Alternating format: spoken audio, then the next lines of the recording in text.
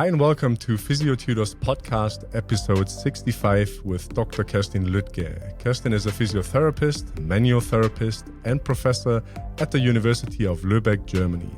She has published over 100 papers on a variety of topics and has done extensive research on migraines, which is our topic of today's episode.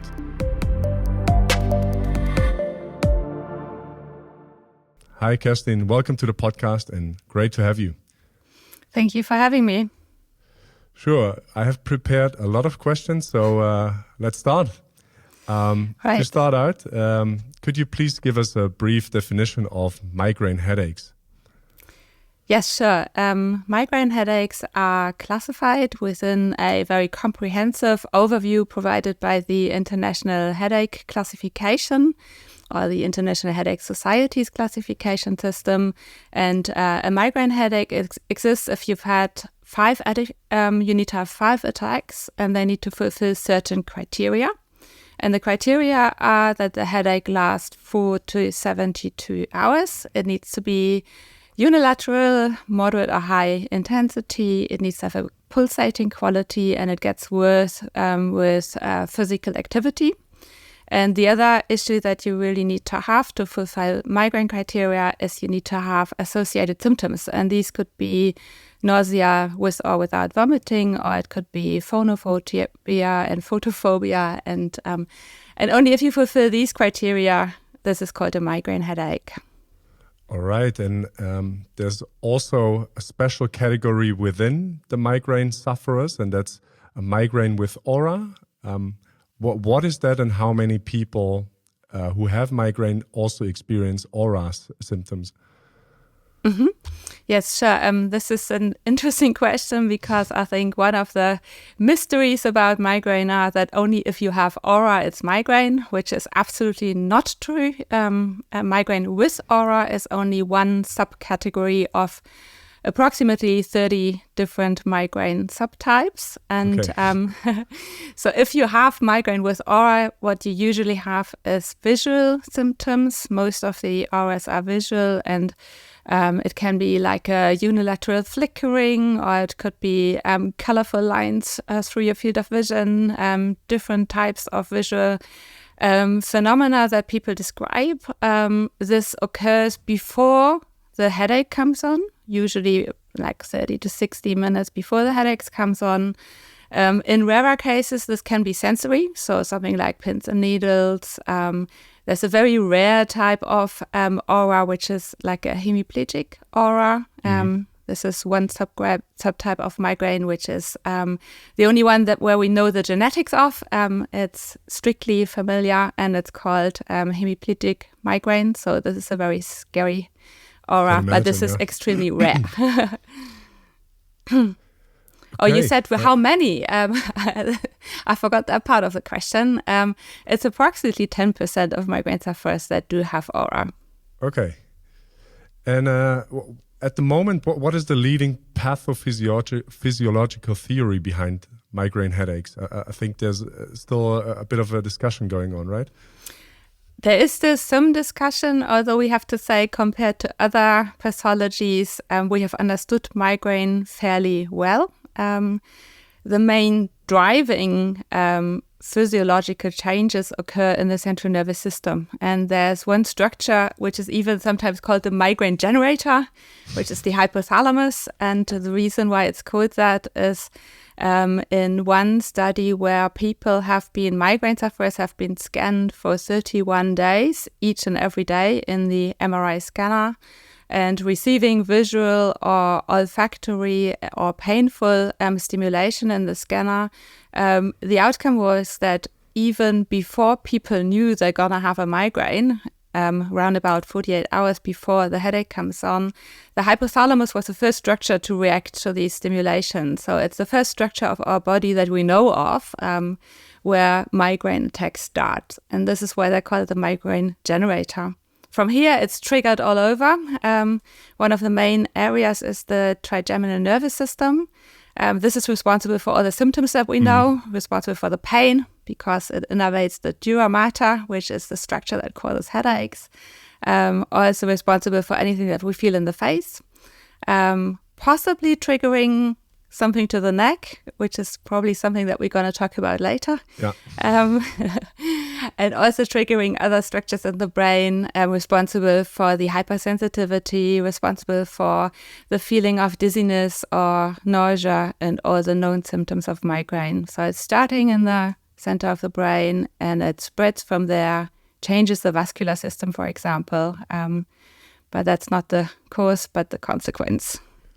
Okay, and maybe as a follow-up question, like how is the hypothalamus of migraine sufferers different to the hypothalamus of people who don't have it?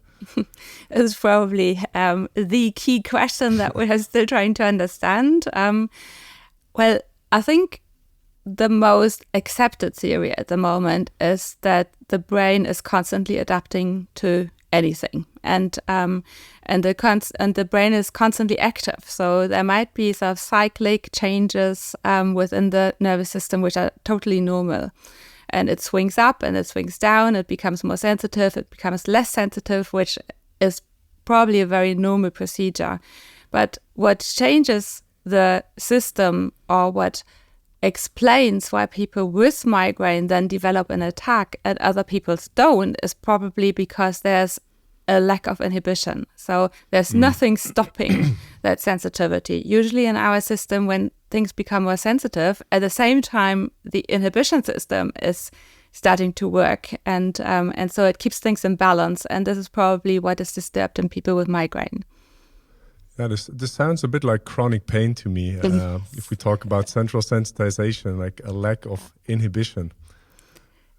Definitely. There are similarities between what we know about chronic low back pain, for example, which is probably the most studied disease, and people with migraine. There's one big difference, and that's in between attacks, migraine patients are probably very similar, or you have to look very hard to find any differences to people without migraine. While we know from people with like chronic neck pain, chronic low back pain, or CRPS, or phantom limb pain, all those other chronic pain models that have been studied, that there's no in-between attacks. There's probably changes which are more or less intense, but it's tonic. Okay, very interesting stuff. And I think we already started discussing a little bit about risk factors. So what could be a reason that people first of all develop migraines, but also what are risk factors that trigger migraine episodes? I don't know if you want to split your answer. Probably starting with your first question. Not really known. Okay. There is people who say that everybody can develop migraine attacks. There's another pool of people who says it's a genetic disease. There has been genetic studies where they found, I think it's about 130 or something, genetic changes on people with migraine compared to people without. Most of these are known genes, so they're known changes that we know from depression, from chronic pain, from other diseases. So there's nothing specific for migraine, except for that one type of migraine, which is the familial hemiplegic migraine. That's the one that we know. But in sort of normal migraine, there is no real genetic explanation, but there's genetic differences. And so one of the hypotheses could be that if you have got all these differences, you might be able to develop an attack, but you don't necessarily have to. So that probably explains why there's a high prevalence in families. Usually people who have migraine have at least one first-line family member who also suffers from migraine, which is a difficult thing to say because it's a prevalent disease. So, I mean, the likelihood of somebody else having migraine is high.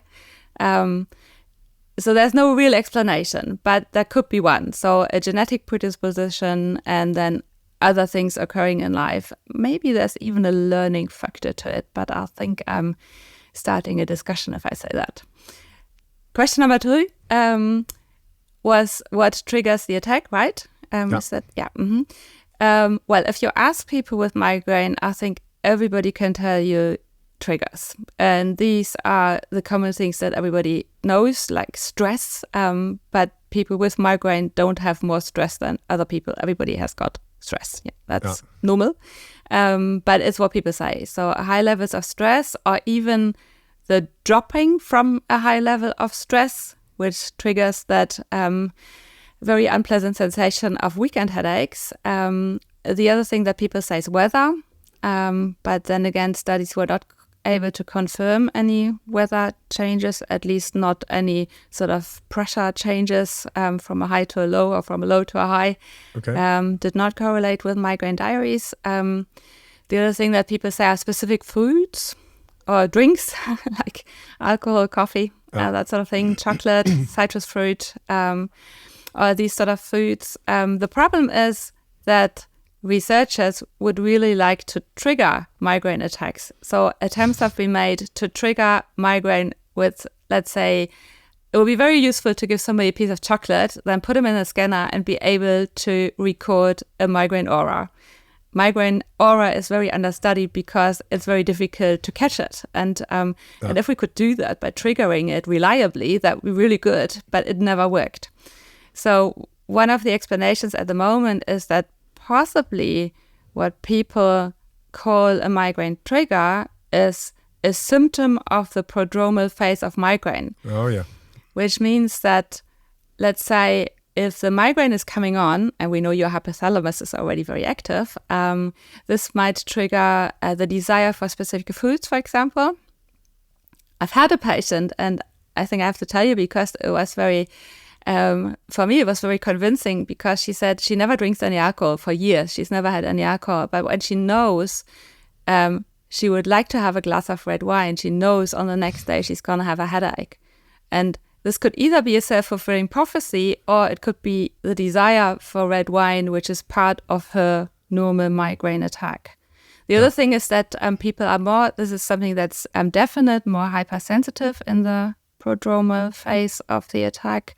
And maybe then sort of the same level of stress or the same weather or anything that sort of surrounds us all the time is maybe just perceived as more stressful or more unpleasant, or and that might be, or that might lead to the interpretation of this being a trigger to an attack. But this is hypothetical. It makes sense though.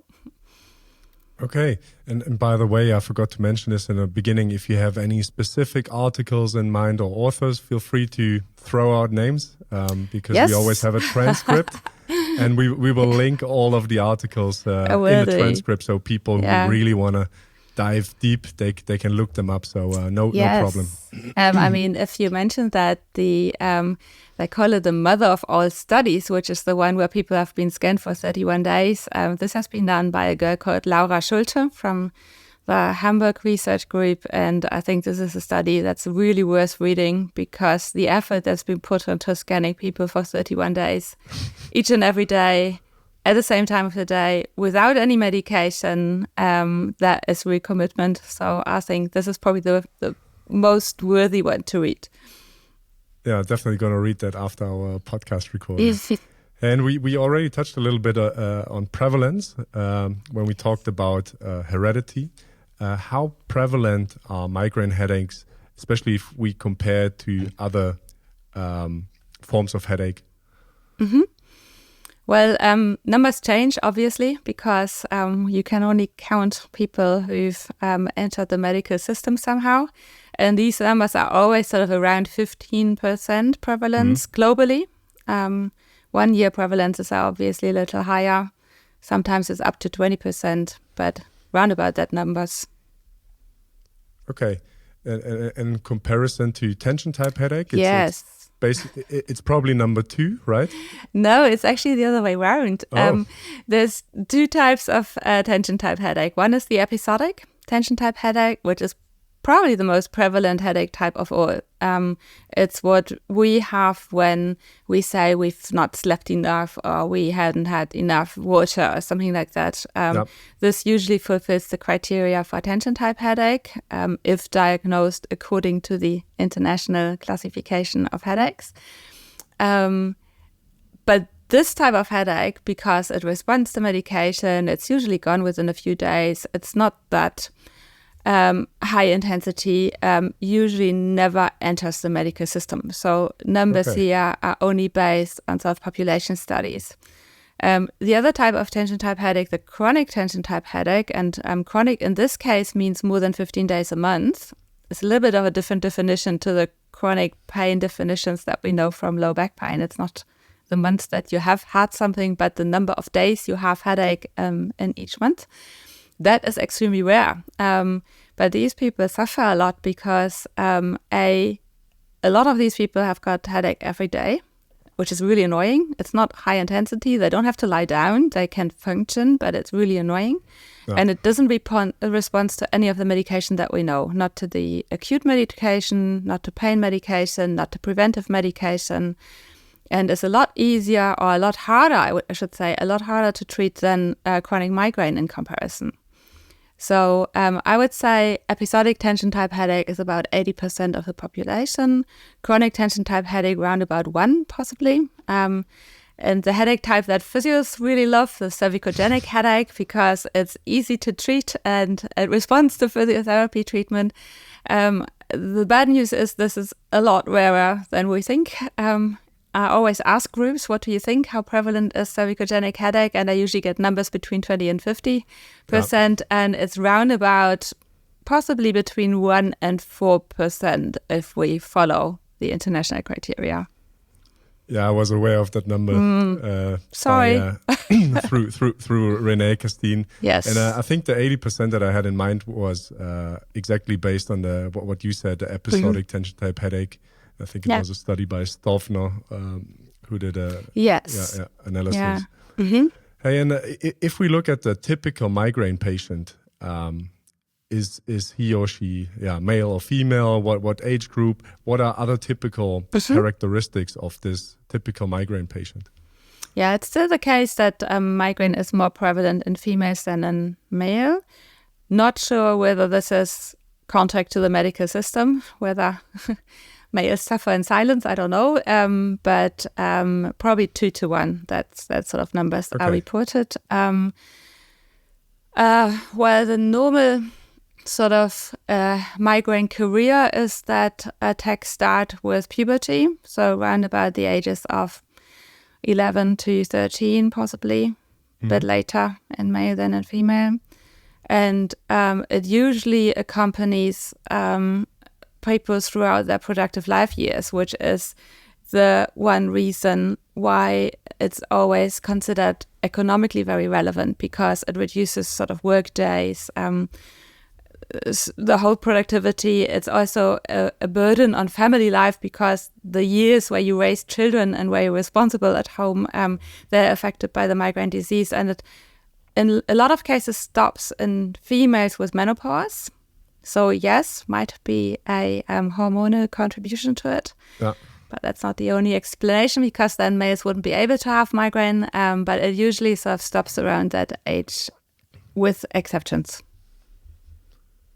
Okay, and if I move on to my next question, I think we already kind of answered it, but maybe you want to add something else to it. And the question was, to what degree do we see commonalities between migraine patients and other chronic pain populations? So we briefly talked about migraine basically having an episode and nothing then an episode, while in the chronic pain population, it's like an ongoing thing.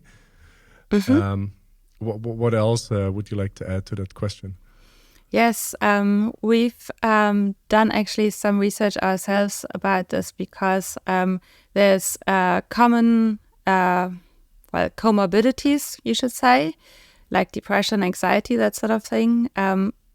I think we need to be a little bit careful with the interpretation, because it might be consequence and not cause of chronicity. Yeah. What we have looked into is whether migraine patients have a larger 2-point discrimination threshold on the upper cervical spine. This is something we know from back pain, that the sort of tips of a caliper have to be further apart to be able to distinct them as 2 separate tips of a caliper. And we've tried that in the upper cervical spine of migraine patients, and it was indeed larger than in people without migraine. This was published in Journal of Headache and Pain. Then another study that we did, but that's very preliminary data, is looking at the left-right recognition of migraine patients compared to healthy controls regarding heads and faces. And we found that the accuracy of detecting and the speed, so response rate or response time, was worse in people with migraine than healthy controls. And what else have we looked at? Well, but just very recently, a treatment approach which was based on education and something that we know that works really well in chronic pain patients, and we've adapted that to migraine. So we've included all the knowledge about pathophysiology of pain, but added to that the pathophysiology of the hypothalamus and the trigeminal nucleus, and the connection between the trigeminal and the cervical system. So added physiological knowledge that's important for the migraine disease. And we found that adding the education gives us another 2 days reduction of migraine symptoms, which is, I think, a nice add to what we can do in physiotherapy. And if that works, that is probably another proof that we have got a chronic pain aspect to the migraine disease. Okay, so we talked a lot about the backgrounds, or we were laying the groundwork, so to say. Let's move on to diagnosis. And my first question is always, what are red flags that we have to consider? I mean, we touched on the hemiplegic migraine, so I think stroke would be one red flag maybe to consider. Yes. What else would you like to rule out when you see a patient who presents to you with possible migraine? Yes, you can see me thinking.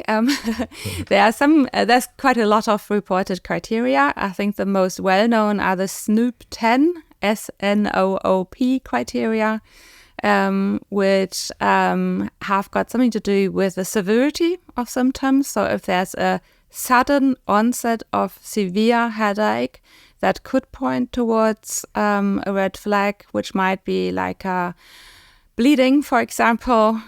Obviously, stroke is another one. Brain tumors, obviously, another one that would become obvious if migraine symptoms or headache symptoms change over time, and if they turn towards something that's not known. So a person who's got the same attack with the same criteria, a known headache is not scary. But it starts to be scary if something changes, if it gets worse in intensity, worse in frequency, if there's a sudden new pain, and if there's associated things like systemic fever, for example, neurological symptoms, that would be the most common red flags. Okay. Thank you for your answer. And if we move on and we talk about the diagnosis, is there anything else besides the ICD-3 criteria that we talked about that you would consider in your approach? Well, we're in a physiotherapy setting, so I think you're probably interested yes. in musculoskeletal structures. And this is how it all started, really, because I'm not sure how much you want to know about my own biography, but the reason why migraine is interesting is because while I did my PhD on back pain, I was working in a work group under the head of department of the headache clinic of the Hamburg University Hospital. And we had discussions all the time, is the neck contributing to migraine or not? And my physiotherapy background screamed, yes, headache is always cervical spine. And his neurology background was saying, no, life stops at the occiput. There's no life south of the occiput. And so we decided we have to look into this. And the literature was surprisingly limited. There was hardly any information. And so we started investigating by developing a consensus-based battery of tests. There were so many different tests and it all didn't make sense. So we had to ask experts, what would you do? How would you assess the cervical spine in people with headache? So there was 11 tests that experts agreed on in a consensus statement, which was published, and it was a Delphi procedure. and I will provide you the reference. I've seen and read the paper, so I can put it in there. Yes. So I'm certain of that. If I could just remember the years. But yes, the other thing that we then did is we used those 11 tests and investigated approximately 170 people. I was the blinded examiner. I didn't know whether people had migraine or not. Half of the migraine people were episodic, half were chronic, and 1/3 were people without headaches. And both of us, the neurologist and I, were really surprised to find that over 90% of migraine patients had musculoskeletal dysfunctions that we can detect as physios. And that obviously opened a lot of questions. Is this important? Could it be a cause? Could it be a contributing factor? Is it something that maintains attacks? Could it trigger attacks? Or is it just a consequence? Is it just because people have repeated attacks and they have all this pain, so do they change because of that? And obviously that's a lot harder to answer than just assessing the necks of people. And the musculoskeletal dysfunctions that again is published, and here I know the year is 2016, and the journal was Pathophysiology, because this has been cited quite a lot. But does this differentiate migraine from cervicogenic headache? Probably not. This is a little bit disappointing because we were hoping to find a test, and other groups have repeated this. Some people say that maybe the flexion rotation test, where we are testing C1-2 mainly in rotation, could differentiate between cervicogenic headache and migraine. But in my sample, this was positive too. So I'm sorry, this test also does not really distinguish between the two populations. I do still think, and it is part of the criteria for cervicogenic headache, that the headache needs to be able to be provoked by maneuvers that we do. Yeah.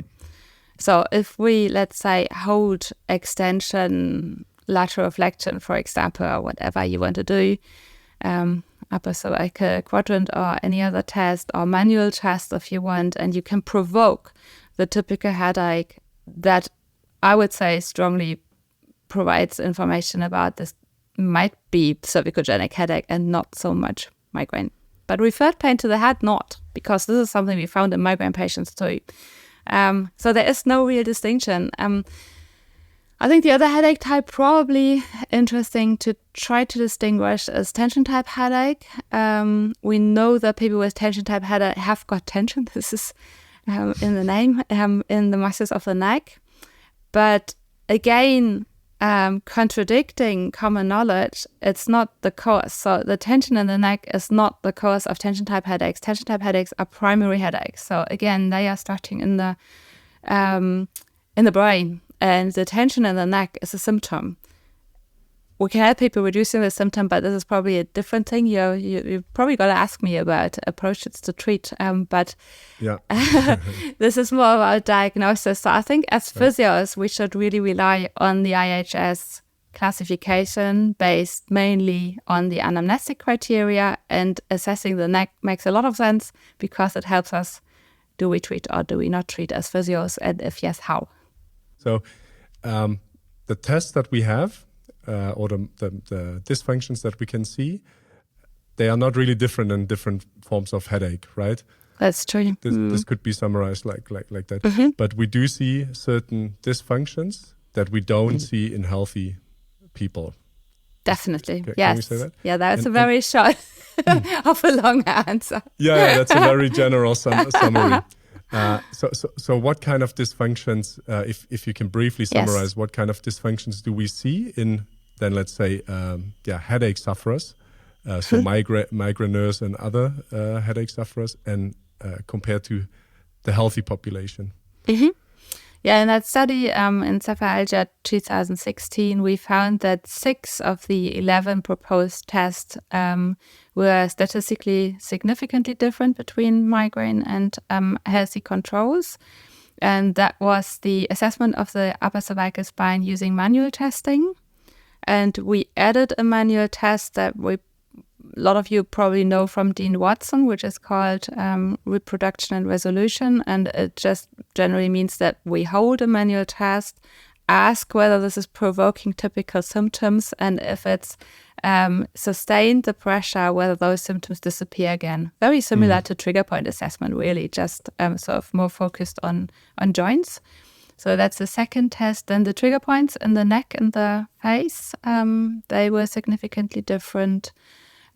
What was not different, maybe changing to the other side, is posture. I had forward posture, range of motion, that sort of thing. The shoulder muscles were not different. The physiological testing was not different. So I think mainly the most prevalent finding really was the joint and the muscle dysfunctions. That was migraine. Looking at tension type headache, I would expect the joints not to be that significantly different from healthy people, but I would expect pronounced findings in neck tension and the trapezius muscle and probably levator-scapular muscles, possibly other muscles, not really that well described. I think Cesar Fernandez de las Peñas did some studies on tension type headache and looked at trigger point assessment and treatment. Cervicogenic, I would expect a reduced range of motion, clear unilaterality, and easily provoked headaches through cervical postures. I think this is the easiest distinction between those three. Okay, and I also read a paper where you were involved in, and your group, so you as a group of authors recommended to also assess vestibular function and postural control impairments.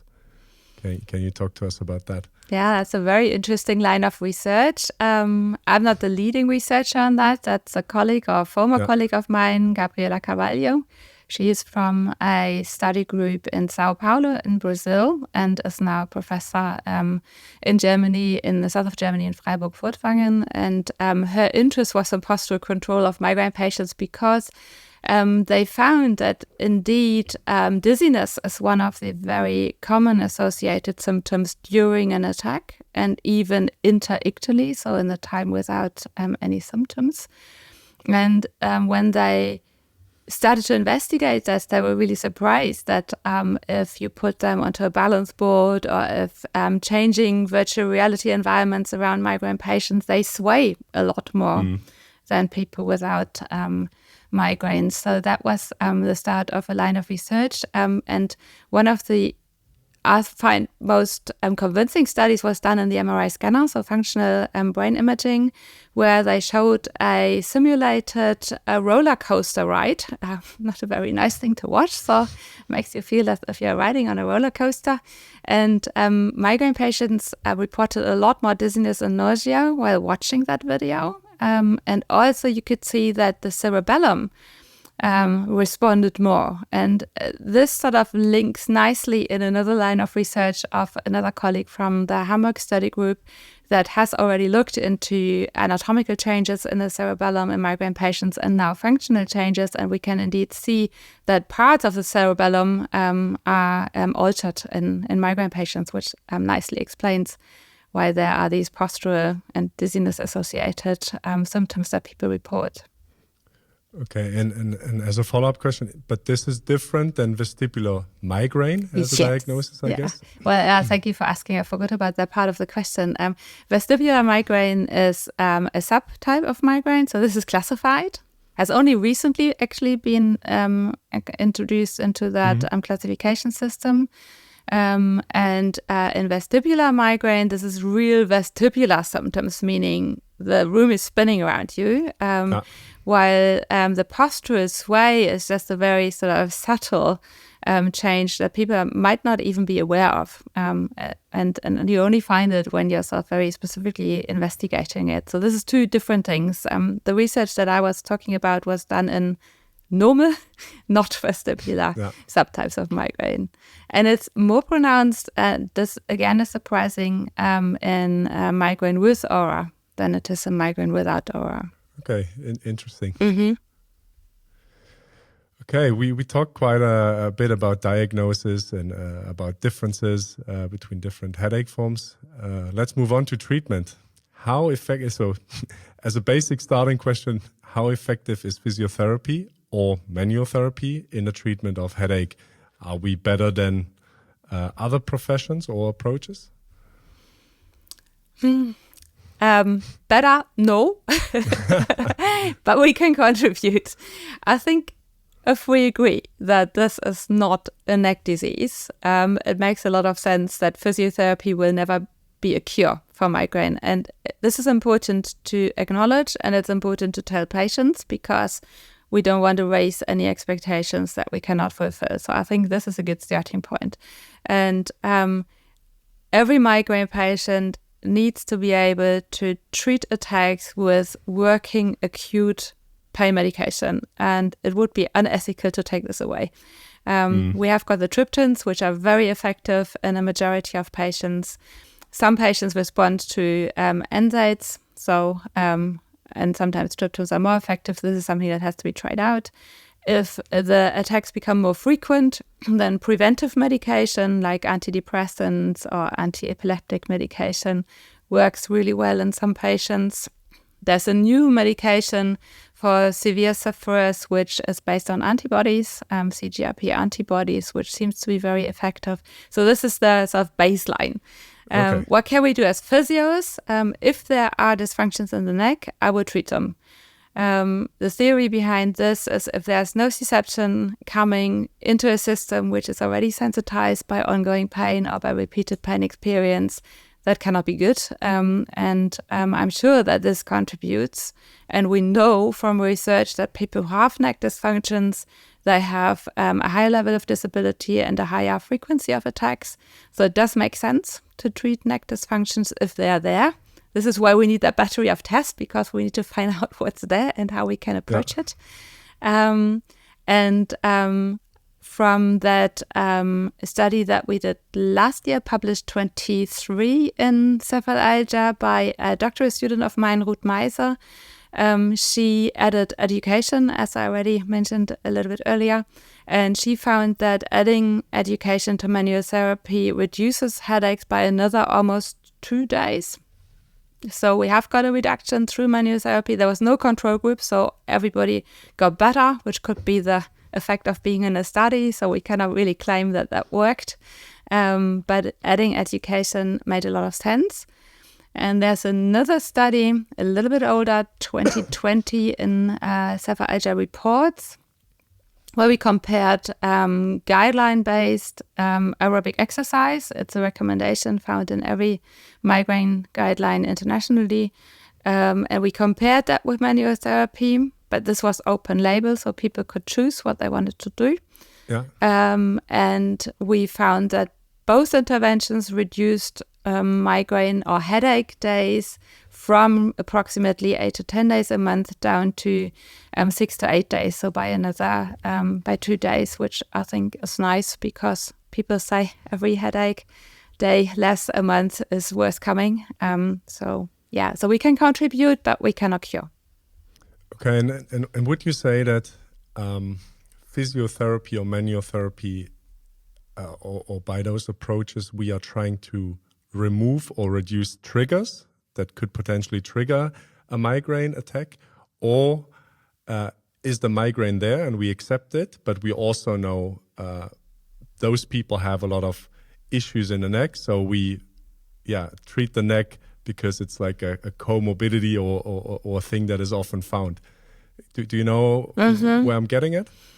Well, and I'm not sure whether I can answer this because this is really difficult to distinguish by any sort of study design. Triggers.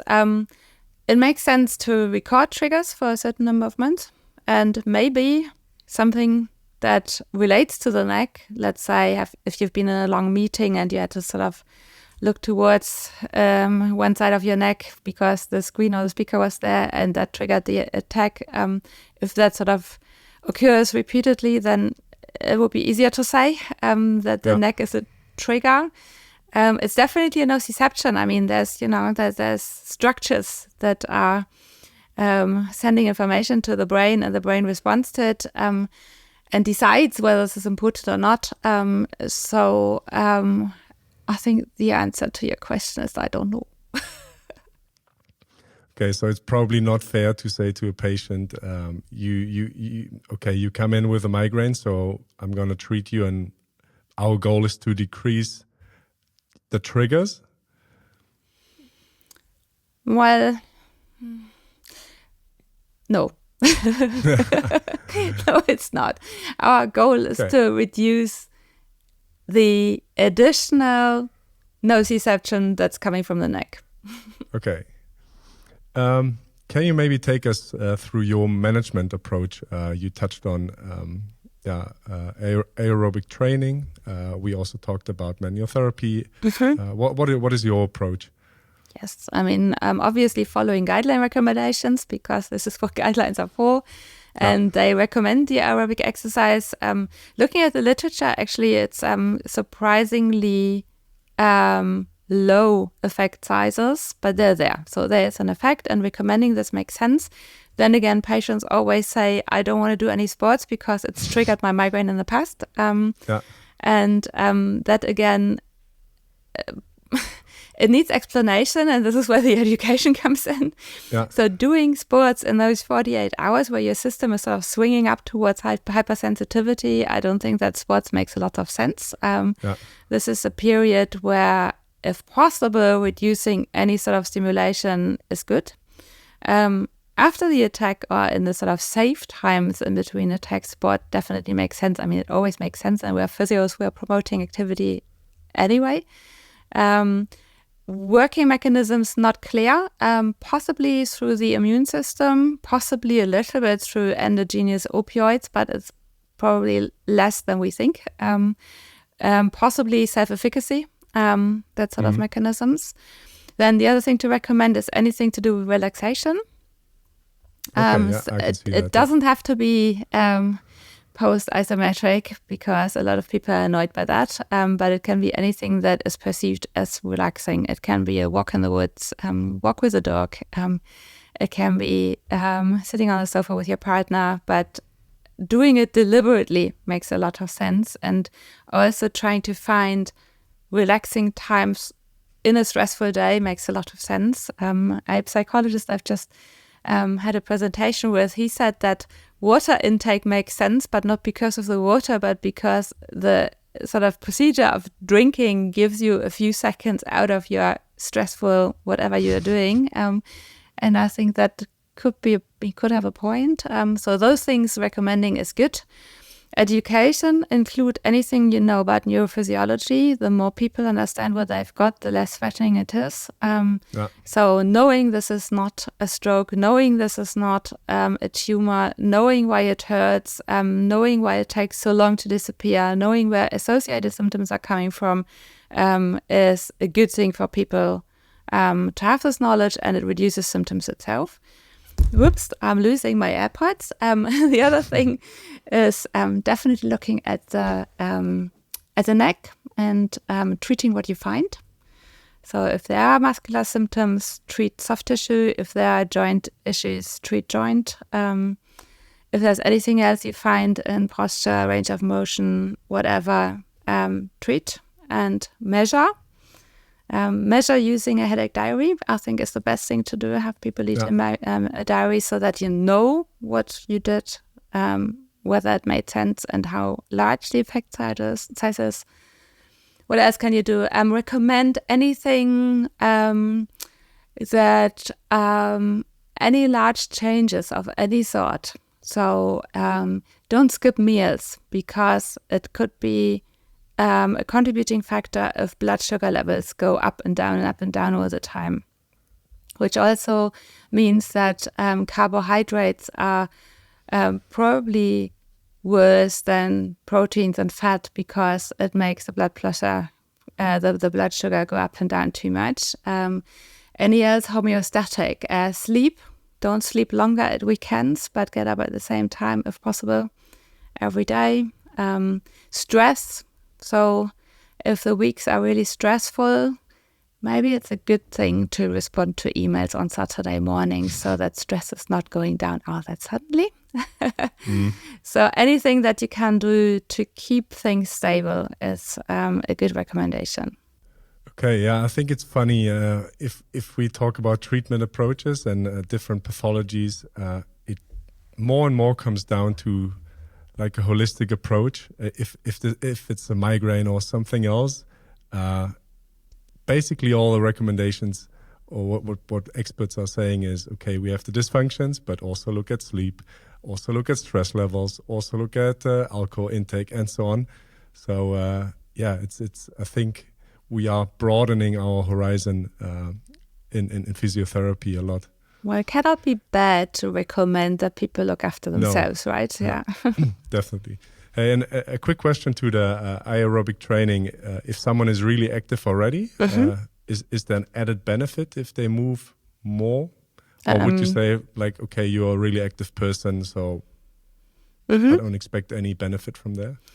I remember one study, and I have to give you the names later, which found that high-intensity training is better than moderate. Okay.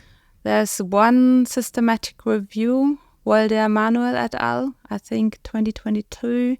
They found that strength training is superior, but this is based on a very low level of evidence. And I would say that both make sense. Again, this is people looking after themselves is always a good recommendation. Yeah. But you don't really have to go and say people need to run a marathon. I don't think so. No. Yeah. Okay. And slowly coming towards the end of the podcast, are you currently researching any particular topic regarding migraines? And if not, is there any hot topic in migraine research at the moment where everyone's talking about, or that is really interesting for you as a researcher at the moment? I think we still haven't really got this point home yet that musculoskeletal system is important.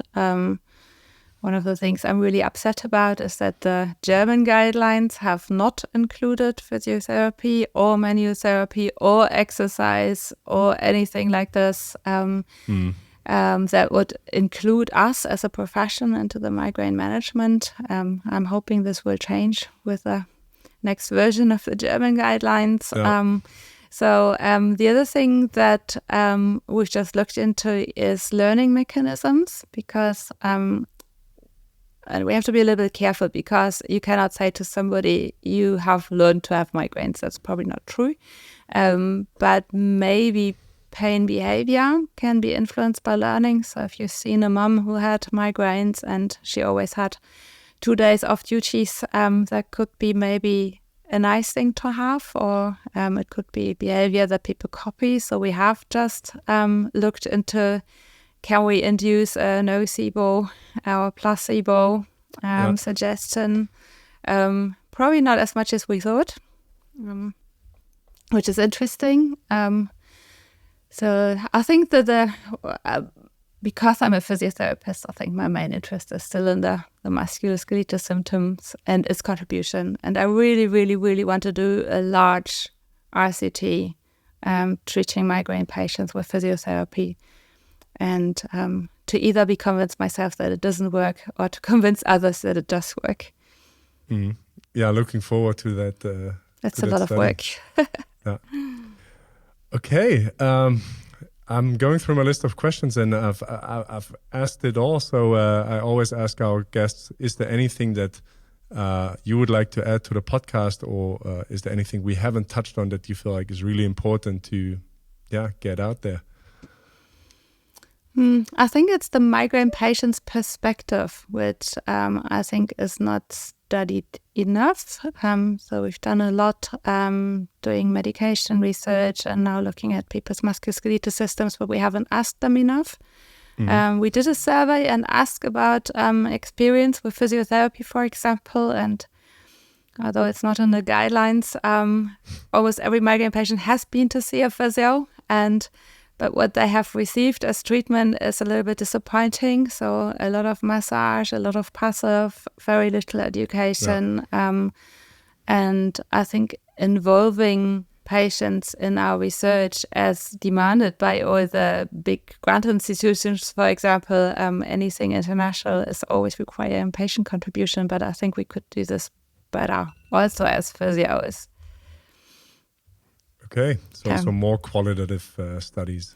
Well, yes, it could be qualitative by interviewing, or surveys could be quantitative by just sort of asking for numbers. But hearing them is a good thing. Okay. Then I'd say at last, where can people find you if they want to know more about you or if they want to get in touch with you? Yeah, that's very easy. I'm a professor of physiotherapy at the University of Lübeck, which is a very nice medieval city in the north of Germany. So come and visit. Never been. But come and visit. It's pretty. Come in summer because it rains a lot. And otherwise, you'll find me on the internet, including email addresses and anything you need to get in touch. Are you on social media? I am not really as much on social media as I should be. We have got a Facebook page from the German Association for Physioscience. The German name is Deutsche Gesellschaft für Physiotherapie Wissenschaft. DGPTW, DGPTW, I think. This is where you can find our activities towards increasing physiotherapy science awareness in Germany. That's another maybe interesting page, but I think a lot of that is in German language, so not internationally. Okay, so it's best to reach out to you via email, you'd say? Yes, please. Okay. All right, Kerstin, to close off the podcast, I'd say thank you so much for your time and your knowledge, of course, and it was a pleasure to have you. Thank you very much for having me. Sure, it was great. And thanks a lot as well for everyone listening out there to this episode. And as always, to access the transcript and additional resources, make sure to download our new and free Physiotutors app and benefit from more useful physio content. Also, if you enjoyed this episode, hit the subscribe button or follow our podcast on Spotify or Apple Podcasts. And also consider leaving a review if you really enjoyed it. And with that being said, this was Kai for Physiotutors, and I'll talk to you in the next episode. Bye.